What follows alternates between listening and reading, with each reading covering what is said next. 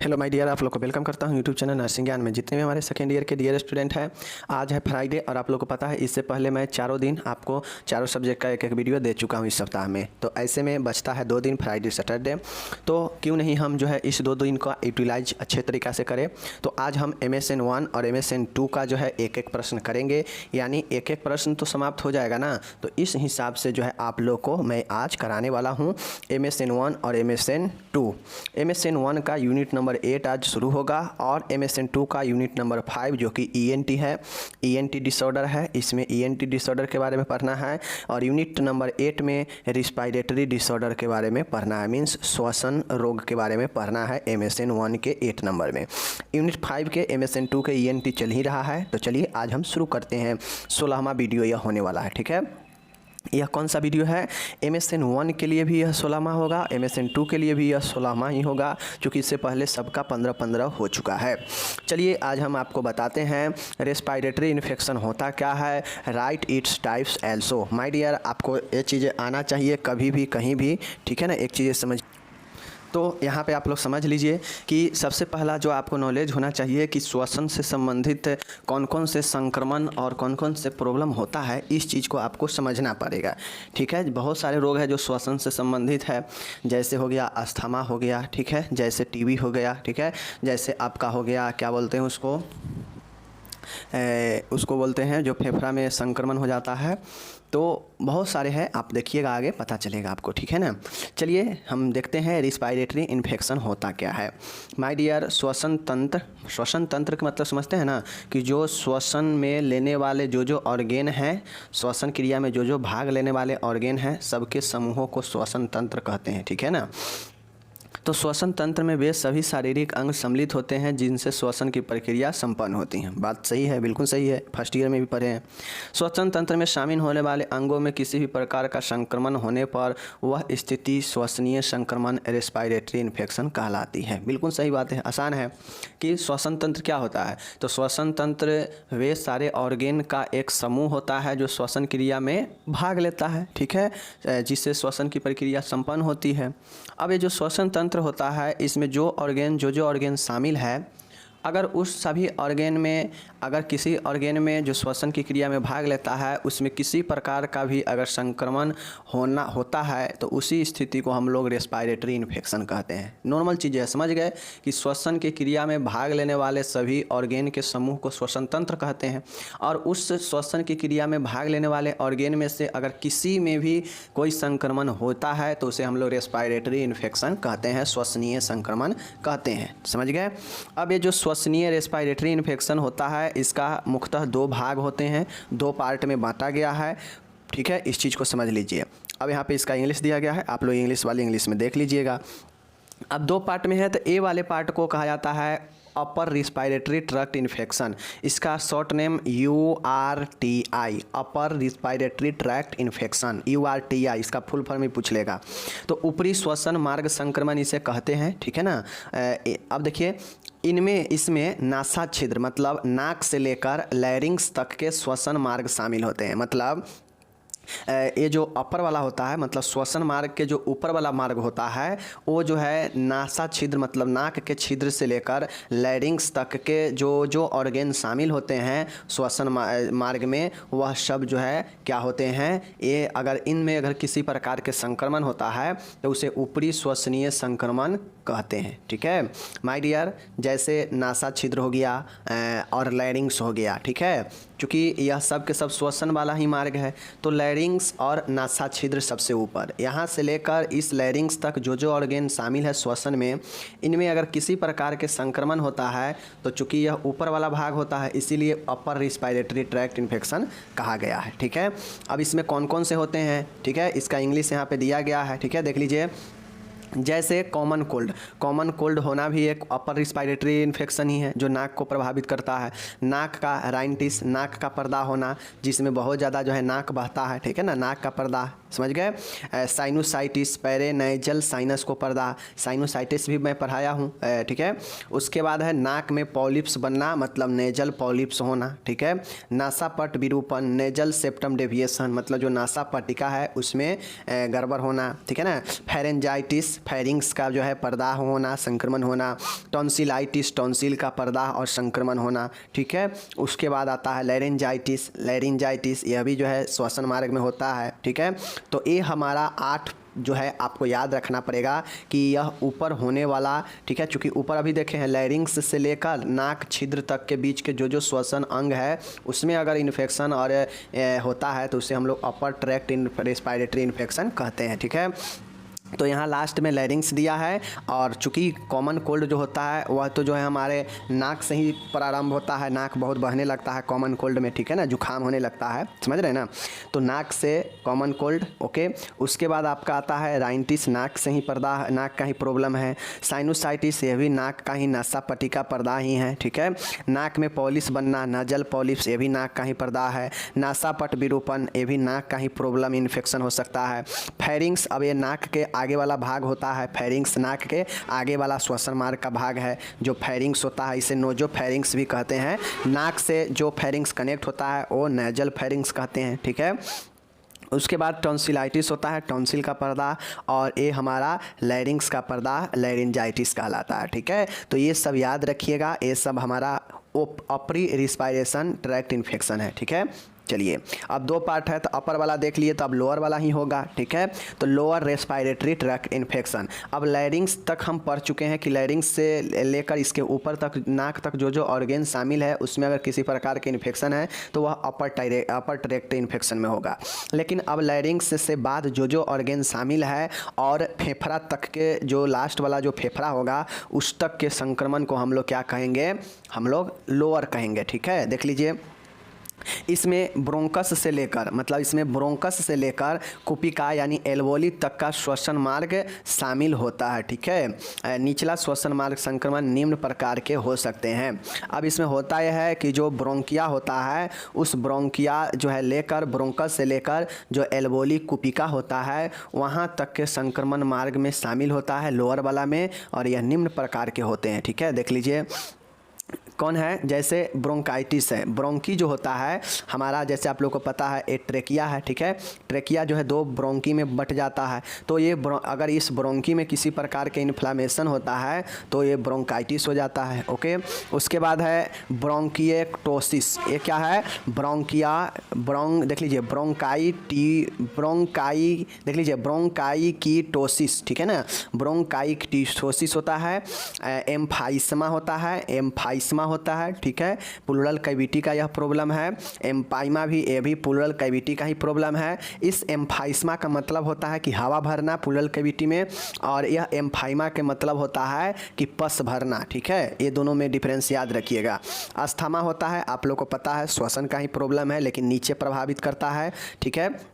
Pneumonia होता है, ये फेफड़ा को भी प्रभावित करता है। प्लूरिसी होता है, जो क्या बोलते हैं उसको, प्लूरिसी का मतलब होता है कि जो प्लूरल है, जो आवरण है फेफड़ा का, उसमें प्रॉब्लम होना, फेफड़ों में घाव होना, लंग्स एब्सेस होना, पल्मोनरी टीबी, पीटीबी जिसको बोलते हैं, टीबी होना, ठीक है। COPD, chronic obstructive pulmonary disease, COPD एक रोगों का ग्रुप होता है, श्वसन रोगों का, ठीक है। एआरडीसी, एक्यूट रिस्पिरेटरी डिस्ट्रेस सिंड्रोम, ठीक है। एआरडीएस और पल्मोनरी एम्बोलिज्म, पल्मोनरी एम्बोलिज्म। तो ये सब ज़्यादातर ये प्रॉब्लम जो है फेफड़ा से रिलेटेड है, इसको आप लोग याद करके रखिएगा, बहुत आसान है, कोई ज़्यादा नहीं है। Pulmonary embolism, ARDS, COPD, pulmonary TB, फेफड़ों में घाव होना, प्लूरिसी, निमोनिया, ओके, ये सब निचले जो है श्वसन मार्ग के संक्रमण है। अस्थमा, एम्फाइमा, एम्फाइसेमा, ब्रोंकिएक्टियोसिस और ब्रोंकाइटिस, ये याद रखिएगा, ठीक है। कुल 12 इसमें है, निचला वाला में थोड़ा ज़्यादा है क्योंकि फेफड़ा में ही बहुत तरह के जो है प्रॉब्लम हो जाता है, ठीक है ना। ये हो गया। अब हम लोग यहाँ पे आ गए MSN 2 में। अब देखिए अगर आप ऊपर रेस्पिरेटरी इन्फेक्शन समझ गए तो हमारे लिए इसमें डिटेल में पढ़ना कौन कौन महत्वपूर्ण है। देखिए एक पढ़ेंगे COPD, एक पढ़ेंगे PTB, एक पढ़ेंगे निमोनिया, ठीक है ना। 3 हो गया, 3 हो गया ये। उसके बाद हम लोग पढ़ेंगे अस्थमा, उसके बाद हम लोग पढ़ेंगे ब्रोंकाइटिस, ठीक है। तो इसमें 5 हो गया, 12 में 5 महत्वपूर्ण है आपके लॉन्ग शॉर्ट क्वेश्चन के लिए। उसके बाद यहाँ पे देखिए टॉन्सिलाइटिस है, ए वाला है, ओके। साइनस एसाइटिस पढ़ चुके हैं, उसके बाद हम लोग राइनिटिस एक पढ़ेंगे और इसमें जो है यही जो है ज़्यादातर महत्वपूर्ण है। तो इसमें से 2 आपका एक पढ़ ही चुके हैं हम लोग, ठीक है ना। तो ये चीज़ों को आप लोग को ध्यान में रखना है। ओके, तो श्वसन मार्ग में ये जो प्रकार हम लोग देखे हैं, ये सबको डिटेल से भी आपके एग्जाम में 10 नंबर 5 नंबर में पूछता है। तो हम लोग इस चैप्टर में उसी सब के बारे में पढ़ेंगे भी, ठीक है। चलिए माय डियर, अब यहाँ पे आपको आज मैं बता रहा हूँ और यह प्रश्न 5 नंबर के लिए मोस्ट वीवीआई प्रश्न है, मोस्ट वीवीआई प्रश्न है, ठीक है। तो माय डियर, आप लोग को पता है यह MSN दूसरा जो प्रश्न है यह MSN 2 का है, ठीक है। किसका है? MSN 2 का है। अब MSN 2 का है तो आप लोग को पता है MSN 2 में अभी यूनिट नंबर 5 चल रहा है, ठीक है। क्या चल रहा है? यूनिट 5 चल रहा है और यूनिट 5 का जो नाम है वो है ENT डिसऑर्डर, यानी ENT से रिलेटेड समस्या के बारे में। तो आज नाक के नक्सीर के बारे में देखेंगे, नाक से रक्त स्राव होना, ठीक है ना। नाक से रक्त आना को नक्सीर कहते हैं, एपिस्टैक्सिस कहते हैं। अब ये जो है आपको ENT का ही प्रॉब्लम है, नाक का प्रॉब्लम तो ENT का ही ना है। तो चलिए नक्सीर क्या होता है ये बताना है, इसके क्या कारण होते हैं कि नाक से रक्त आ सकते हैं, इसमें क्या लक्षण होते हैं, इसका क्या निदान होगा, इसका क्या उपचार है और क्या नर्सिंग प्रबंध है। टोटल को देखिए, आपके सेकेंड ईयर में कोई भी बीमारी पूछेगा तो उसका कारण, लक्षण, निदान, उपचार, नर्सिंग प्रबंध, ये 5 चीज़ें आप लोग दिमाग में बैठा लीजिए, पूछेगा ही पूछेगा और आपको लिखना ही पड़ेगा, ठीक है ना। चलिए यहाँ पे देख लीजिए एपिस्टैक्सिस है। चलिए एपिस्टैक्सिस के बारे में जानते हैं, बहुत आसान है। देखिए सीधा इसको अगर एक वर्ड में लिखना हो, एक लाइन में, तो लिखेंगे एपिस्टैक्सिस का अर्थ है, नक्सीर का अर्थ है कि नाक से रक्त स्राव होना, ठीक है। बाकी नाक से रक्त स्राव कैसे हो सकता है तो देख लीजिए, नाक के अंदरूनी सतह, इंटरनल सरफेस से रक्त स्राव होना ही नक्सीर एपिस्टैक्सिस कहलाता है। माय डियर, आप लोग समझ लीजिए कि नक्सीर मतलब होता है कि नाक से रक्त आना। नाक से रक्त का मतलब ये नहीं है कि जो है ऊपर से ब्लड आ रहा है किसी कारण से तो नक्सीर हो जाएगा, ऐसा नहीं। इंटरनल सफर मतलब नाक के अंदर वाले सतह से अगर रक्त आता है, रक्त का स्राव हो रहा है तो उसे हम लोग नक्सीर कहते हैं। नक्सीर मतलब नाक से ब्लड आना, नक्सीर एपिस्टैक्सिस कहलाता है। ओके, चलिए अब माय डियर, इसका इटियोलॉजी कारण बताना है कि आखिर क्या कारण होते हैं कि किसी व्यक्ति में जो है नाक से ब्लड आ सकते हैं, ठीक है। देखिए सबसे पहले बात है अत्यधिक गर्मी होना, एक्सेसिव हीट। अब आप लोग देखते होइएगा अक्सर जब हमारा वातावरण बहुत ज़्यादा शुष्क हो जाता है, बहुत ज़्यादा ड्राइनेस हो जाता है, तो आप लोग देखते होइएगा कि नाक में जो है बहुत ज़्यादा हार्ड जो है आपके गंदगी बैठ जाता है, चिपक जाता है नाक के नासिका पट्ट के साथ। तो जैसे ही वह चिपकता है, आप उसे निकालने का प्रयास करते हैं तो वह जो है नासा पट्टिका को अपने साथ खींच लेता है और उससे आपको ब्लड आने लगता है। ऐसा होता है ना, नाक के जब बहुत ज़्यादा गर्मी होता है तो आपका नाक भी सूखने लगता है। अब नाक सूखता है तो आप नाक के साफ करने का प्रयास करते हैं तो उस दौरान ब्लड आने लगता है। तो अत्यधिक गर्मी भी नाक से ब्लड ला सकता है।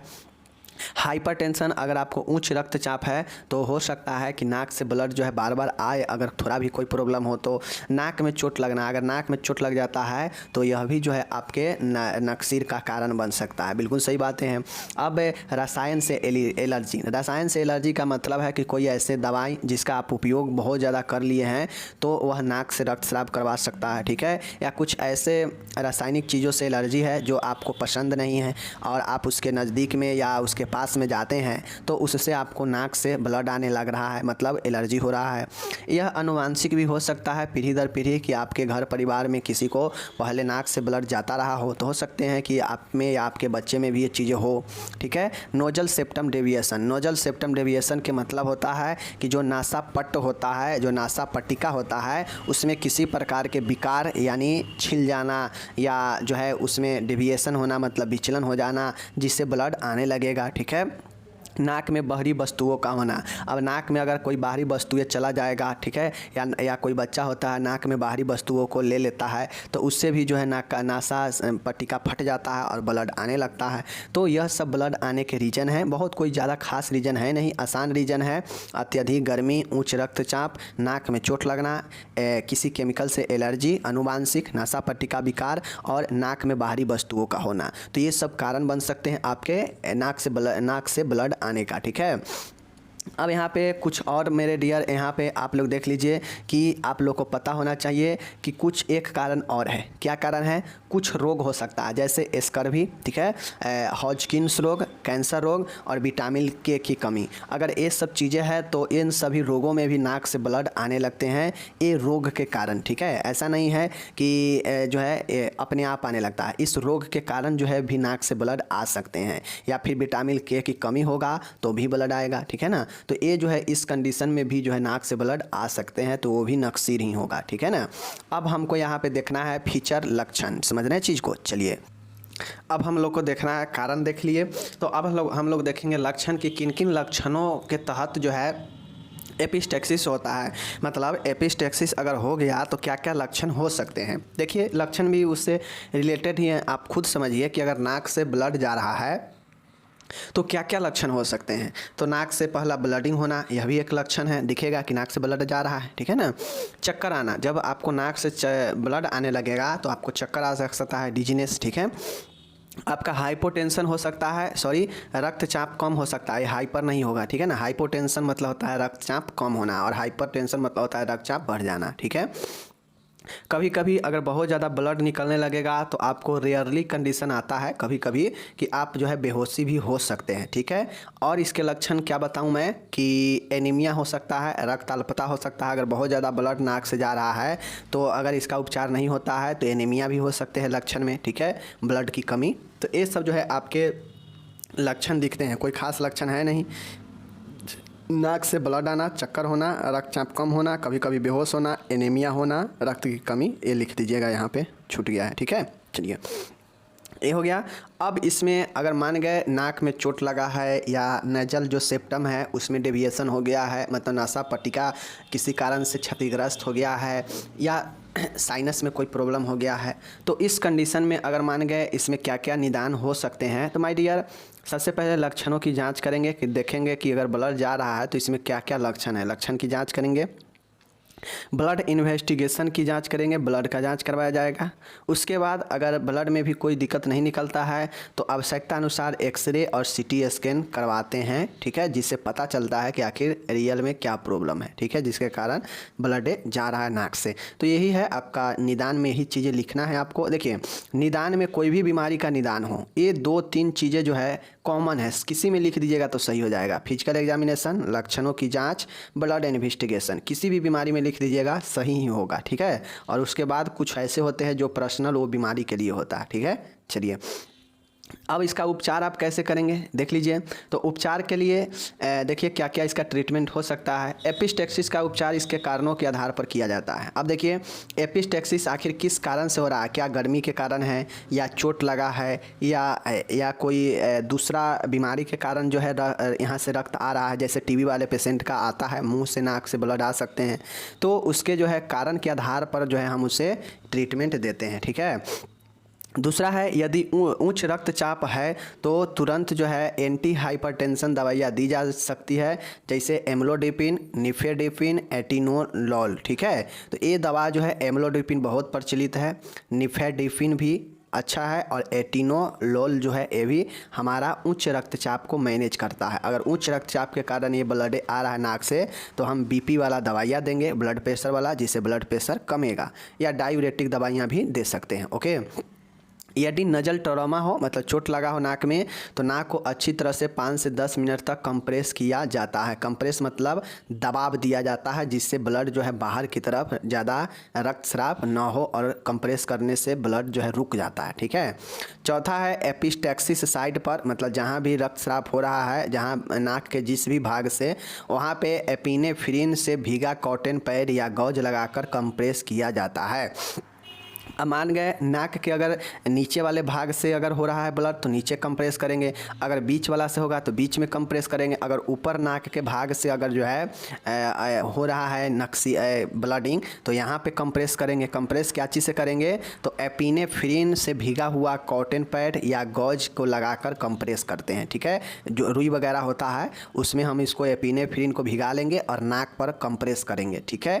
चलिए पाँचवा है माय डियर 4% जाइलोकॉन एक्सप्रेस की सहायता से साइट का पता लगाकर सिल्वर नाइट्रेट या देख लीजिए ट्राइक्लोरोसेटिक एसिड से या इलेक्ट्रोकॉर्टरी से कॉर्टेराइजेशन किया जाता है।